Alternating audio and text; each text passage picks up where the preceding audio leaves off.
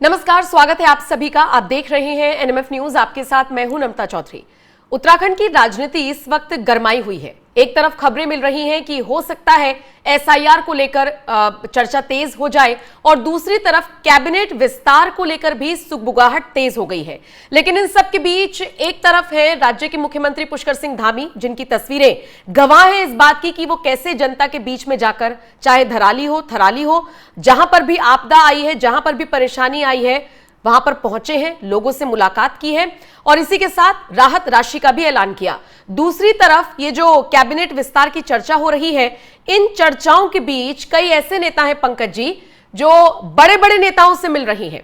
और अगर सीधे शब्दों में कहूं तो बड़े बड़े नेताओं से जब उन्हें फटकार मिली कि आप भी थोड़ा जमीन पर उतरिए, लोगों से मिलिए, तो ऐसे नेता फिर आगे बढ़ रही हैं। ऐसे में एक नाम सामने आ रहा है जो उत्तराखंड के पूर्व मुख्यमंत्री रहे हैं, त्रिवेंद्र सिंह रावत का। त्रिवेंद्र सिंह रावत को लेकर खबरें ये हैं कि वो थोड़ा उनको समझाया गया है अच्छे शब्दों में कि आप भी जनता के बीच में जाइए, 27 में चुनाव होने हैं। तो त्रिवेंद्र सिंह रावत अब जनता के बीच अपनी पैठ बनाने की कोशिश कर रही हैं, खासकर उस इलाके में जहां पर उनकी बातों से या उनके कामों से या उनकी कुछ चीजों से लोग नाराज हैं। मैं आपसे समझना चाहूंगी कि धामी जैसा मुख्यमंत्री बनने की कोशिश कर रहे हैं लेकिन शायद नहीं कर पा रहे हैं। मुख्यमंत्री बनने की कोशिश नहीं कर रहे। देखिए, उत्तराखंड की राजनीति जहां तक मैं समझता हूं, त्रिवेंद्र सिंह रावत खुद को रेलिवेंट बनाए रखने की कवायद कर रहे हैं। उनको पता है कि एक बार मुख्यमंत्री बन गए, उसके बाद पार्टी की क्या हालत हुई और उसके बाद चुनाव में क्या परिणाम निकला वो सबने देखा। अब ये क्या कर रहे हैं कि उसके बाद से थोड़ा सा ये खुद को साइडलाइन महसूस कर रहे थे। कोई जिम्मेदारी नहीं, कुछ काम नहीं, कोई पद नहीं। अब जब मंत्रिमंडल का विस्तार होने वाला है तो ये मेल मुलाकातों का दौर बढ़ा रहे हैं। प्रभारी जी से मिल रहे हैं, रमेश पोखरियाल निशंक से मिल रहे हैं, विजय बहुगुणा जो हैं वरिष्ठ नेता, उनसे मुलाकात कर रहे हैं। मुझे ऐसा लगता है कि किसी भी तरह एक मंत्री पद, शायद मंत्री पद के लिए कोशिश कर रहे हैं कि एक बार मैं दोबारा कम से कम लाइमलाइट में आ जाऊं। देखिए, उत्तराखंड के लोगों के पास आप जाइएगा ना, तो उनसे सिर्फ एक सवाल कीजिए कि अब तक का सबसे बढ़िया मुख्यमंत्री कौन।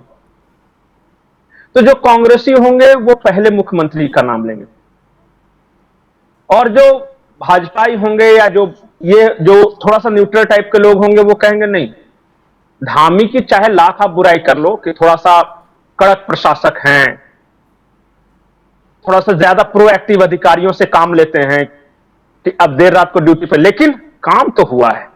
ये बात हर कोई बोल रहा है कि थोड़ा सा दबंग हनक से सत्ता चलाते हैं लेकिन काम तो ऐसे ही होता है। ये आम धारणा है। उसके बाद को तो लेकिन समझ में आ रहा है ना, जनता को तो ऐसे ही शासक पसंद आता है। अब देखिए, जनता में भी बहुत तरह के लोग हैं। अब वैसे सरकारी कर्मचारी, मान लिया मैं एक उदाहरण दे रहा हूं, जिनको लग रहा था कि बस सिर्फ मेरी सैलरी बढ़ते रहे और काम नहीं करना पड़े और थोड़ा ऊपरी की आमदनी हो, तो उन लोगों को थोड़ा सा कष्ट तो है ही, होता है। तो जरूरी नहीं कि आप हाँ, एक बात है, तो ये तो खैर निर्विवाद रूप में अब भारतीय जनता पार्टी के अंदर एस्टैब्लिश हो गया कि अभी धामी रहने वाले हैं। अभी दूर दूर तक कोई संभावना नहीं है। और मोदी और शाह की एक चीज आप हमेशा गौर कीजिएगा अपने करियर में, उन्होंने कभी किसी को बदला नहीं है, जीत हो या हार। जिसको एक बार चुन लिया वो चुन लिया। जिस मुख्यमंत्री को आप कह दीजिए, हो सकता है कि मोहन मांझी को आप नहीं जानते होंगे, उड़ीसा वाले, लेकिन चुन लिया तो 5 साल मौका देंगे, बीच में किसी को नहीं हटाते। हो सकता है विजय सिंह सोय को देश के लोग नहीं जानते हो, एक साधारण कार्यकर्ता हो। असंतोष आप दिखाई, क्योंकि खुद गुजरात के मुख्यमंत्री रहते हुए मोदी ये झेल चुके हैं ना कि दिल्ली से कैसी साजिशें होती थी उनके जमाने में, तो उनको पता है कि जिसको दिए हो उसको फ्री हैंड काम करने दो। यही चीज उत्तराखंड पे भी लागू होता है। तो आप देख रहे थे, चुनाव हुआ, हारे धामी, लेकिन बावजूद मुख्यमंत्री नहीं बनाए रखा। ये होता है विश्वास, कॉन्फिडेंस। नहीं, लेकिन और फिर इन्होंने ना इस चीज को, इस उम्मीद को, जो उम्मीद इनके ऊपर जताई गई थी, भरोसा जताया गया था, उसमें ये कारगर साबित हुए, कामयाब साबित हुए। और मैं क्यों कह रही हूं पंकज जी त्रिवेंद्र सिंह रावत को लेकर कि वो धामी जैसा मुख्यमंत्री बनने की कोशिश कर रहे हैं, मैं ये लैंग्वेज मैंने इसलिए यूज की है क्योंकि वो भी मुख्यमंत्री रहे हैं, लेकिन उनके कार्यकाल की, उनके फैसलों की या उन्होंने ऐसा कौन सा फैसला लिया जिसको मैं अभी गिनवा सकूं, मुझे तो याद नहीं आता। लेकिन धामी के फैसलों को आप देखिए ना, आप मदरसा बोर्ड को भंग करने की बात कर देते हैं, आप ऐसे कानून ले आते हैं कि कोई जिहाद करके दिखाए, कोई धर्मांतरण कराकर दिखाए, कोई देवभूमि का माहौल बिगाड़ने की कोशिश करके दिखाए।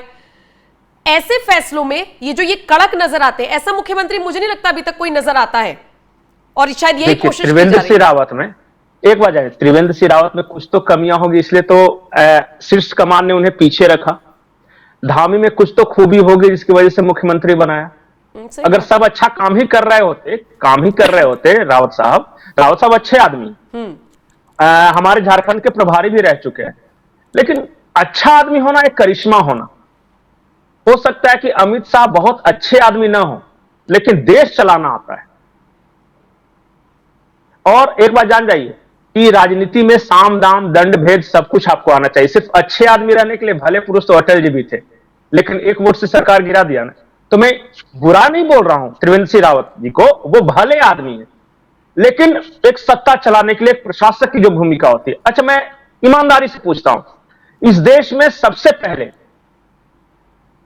समान नागरिक संहिता किस राज्य में लागू हुई? उत्तराखंड। इस देश में सबसे पहले मदरसा बोर्ड भंग करके, कि चलो किसी एक लीजिए नहीं, सारे को एक ही स्कूल के सिलेबस में लाने के लिए कहां ये पहल हुई? उत्तराखंड। उत्तराखंड में सबसे ज्यादा इंफ्रास्ट्रक्चर का निर्माण किसके शासनकाल में हुआ? धामी में। रोड हो, स्टेडियम्स हो, राष्ट्रीय खेल के बहाने बताइए, कोई भी उत्तराखंड की जनता हो कि बताइए किसके कार्यकाल में इससे बढ़िया काम हुआ था?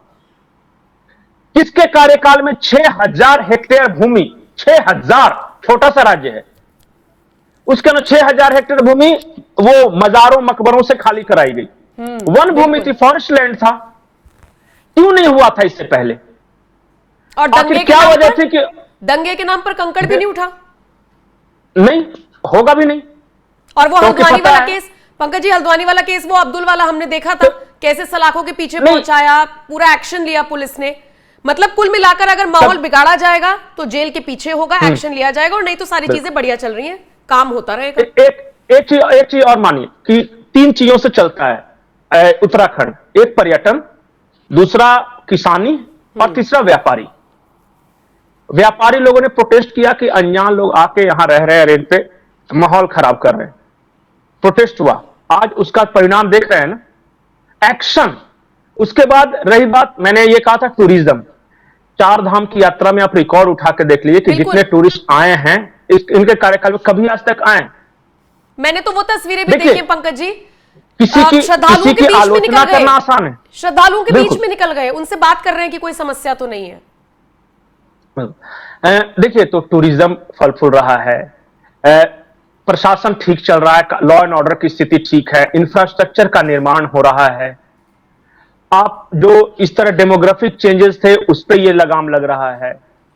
चुनाव दर चुनाव बढ़िया परिणाम दे रहे हैं। अभी पंचायत चुनाव को देख लीजिए, अच्छा परिणाम दे रहे हैं।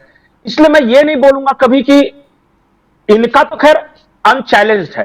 त्रिवेंद्र सिंह रावत जी के बारे में, वो भले आदमी हैं, वो कोशिश कर रहे हैं कि राजनीति से थोड़ा सा मैं साइडलाइन हो गया तो किस तरह मुख्य धारा में आ सकूं, सेंटर में आ जाऊं, हो सकता है।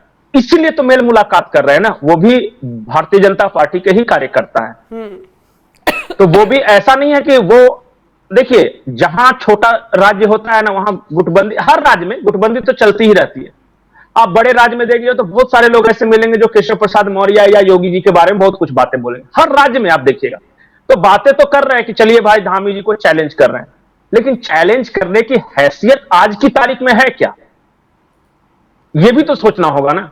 और त्रिवेंद्र सिंह रावत जी को भी सोचना होगा कि क्या आज वो सिचुएशन है कि आप धामी जी को चैलेंज कर सकते हैं। तो मुझे लगता है ये कर भी नहीं रहे हैं, ये देख रहे हैं कि कहीं मंत्री परिषद में कुछ जगह वगैरह मिल जाए, कुछ अपने लोगों को सेटवेट कर ले। ये राजनीति में चलती रहती है, इसमें कोई बुराई भी नहीं। और बाकी मुलाकात करने से तो किसी को कोई रोक नहीं सकता, पार्टी के नेता हैं, किसी भी जाके मिल लेते हैं। और एक बात जान जाइए, जो ऊपर बैठा हुआ है ना, ऊपर वाला सब देख रहा है, सब समझ रहा है। जी ठीक है। तो कुल मिलाकर कोशिश की जा रही है त्रिवेंद्र सिंह रावत की तरफ से कि जो खोई हुई जमीन है, थोड़ी सी खिसकी हुई जमीन है, उसको वापस से ट्रैक पर लाया जाए, वो भी मुख्य धारा में आए। और ये सारी चीजें या मुलाकातों का दौर त्रिवेंद्र सिंह रावत की तरफ से ऐसे वक्त में हो रहा है जब कैबिनेट विस्तार की सुगबुगाहट है। रही बात धामी की, तो हमने जैसे कि चर्चा की कि कई ऐसे फैसले लिए गए हैं जो अब तक कई और राज्यों में नहीं लिए गए हैं और कई फैसलों में उत्तराखंड नंबर 1 बना है, तो उनसे कंपैरिजन करना तो गलत होगा। लेकिन हां, बीजेपी उत्तराखंड में अच्छा काम कर रही है। 100 बात की एक बात पंकज जी, ये कहकर हमें इस वीडियो को विराम दे देना चाहिए और दर्शकों के ऊपर मैं इस वीडियो को छोड़कर जा रही हूं। आप बताइएगा, आप इस खबर को लेकर, इस चर्चा को किस तरह से देखते हैं? कमेंट सेक्शन में आप अपनी राय हमें जरूर दीजिएगा और बाकी खबरों के लिए बने रहिए एनएमएफ न्यूज के साथ।